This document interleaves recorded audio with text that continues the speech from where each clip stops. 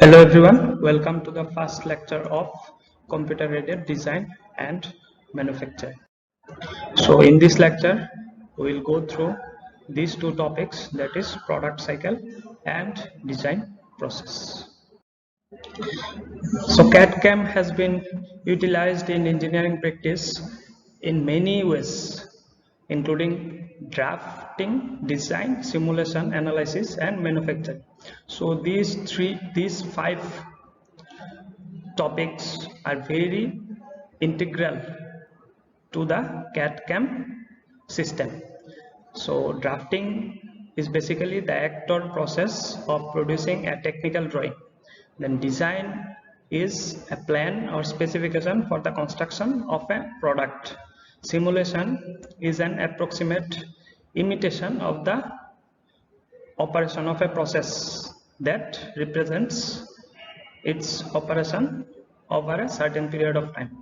Then analysis refers to the detailed examination of something complex to understand its nature or determine the essential features. And at last but not the least, manufacturing is the processing of raw materials into finished goods through some value addition. So engineering companies, be it large or small, acquire CAD/CAM systems and train their engineers either in-house or on a vendor site on how to use them. Experience says that CAD/CAM users become very inefficient in using CAD/CAM systems unless they understand the fundamental concepts on which these systems are built. So CAD/CAM is a very important topic for manufacturing of certain products or every product. So product life cycle is a very important topic because ultimately through CAD/CAM we are interested in the design and manufacturing of product.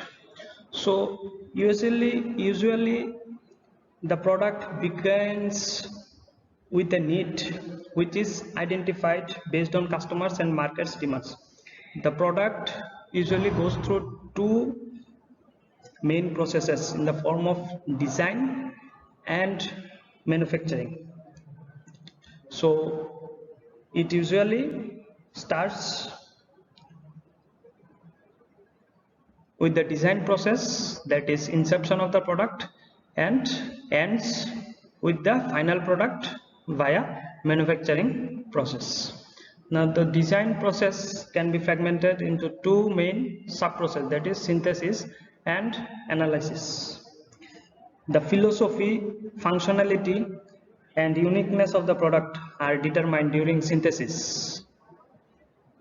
During synthesis, a design takes the form of sketches and layout drawings which show the relationship among the various product parts.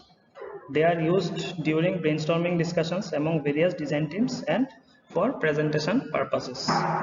The analysis sub-process begins with an attempt to put the conceptual design into the context of engineering sciences to evaluate the performance of the expected product. This again requires design, modeling and simulation. An important aspect of the analysis is to ask the what if questions which help us to eliminate the multiple choices and find the best solution of each design problem. The outcome of the analysis is the design documentation, which is in the form of engineering drawing or also known as blueprints. The manufacturing process begins with the process planning and ends with the actual product. Process planning is considered the backbone of manufacturing process since it attempts to determine the most efficient sequence in which to produce the product. A process planner must be aware of the various aspects of manufacturing to plan it properly. The planner typically works with the blueprints and communicate with the design team to clarify or to make any changes in the design to fit the manufacturing requirements. The outcome of the process plan is a production plan, then the design and procurement of new tools and material order, along with the programming, that is NC, CNC and DNC. Now other special manufacturing needs such as the design of jigs and fixtures or inspection gauges are also planned by the process planner.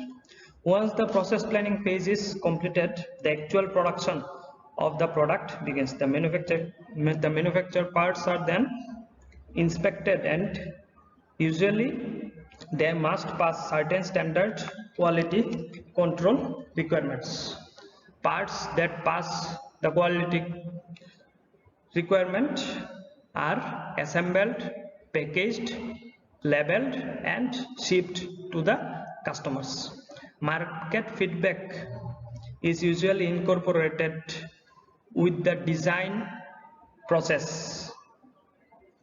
With this feedback, a closed loop product cycle results, which is shown in this figure. The scope of CAD/CAM. The CAD process is a subset of the design process and the CAM process is the subset of the manufacturing process. Engineers involved in the design process are usually the CAD engineers who execute the CAD process. Similarly, manufacturing engineers execute the CAM process. At the core of the CAD/CAM process is a geometrical model of the product under design. The CAD process and its tools utilize three disciplines, that is geometric modeling, computer graphics and design, whereas the CAM process utilizes the disciplines of CAD itself, automation and manufacturing. Then an important aspect is the design process,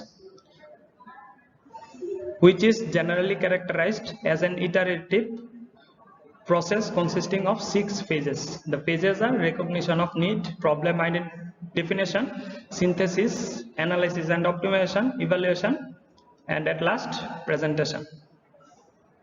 Recognition of need involves the realization by someone that a problem exists which could be solved by a thoughtful design. This recognition might mean identifying some deficiency in a current machine design by an engineer or perceiving some new product opportunity by a salesperson. Problem definition involves a thorough specification of the item to be designed. This specification includes the physical characteristics, function, cost and operating performance. Then synthesis, analysis and optimization are closely related and highly iterative. Consider the development of a certain product design. Each of the subsystems of the product must be conceptualized by the designer, analyzed and improved through this analysis procedure, again redesigned, again analyzed, and the process must carry on.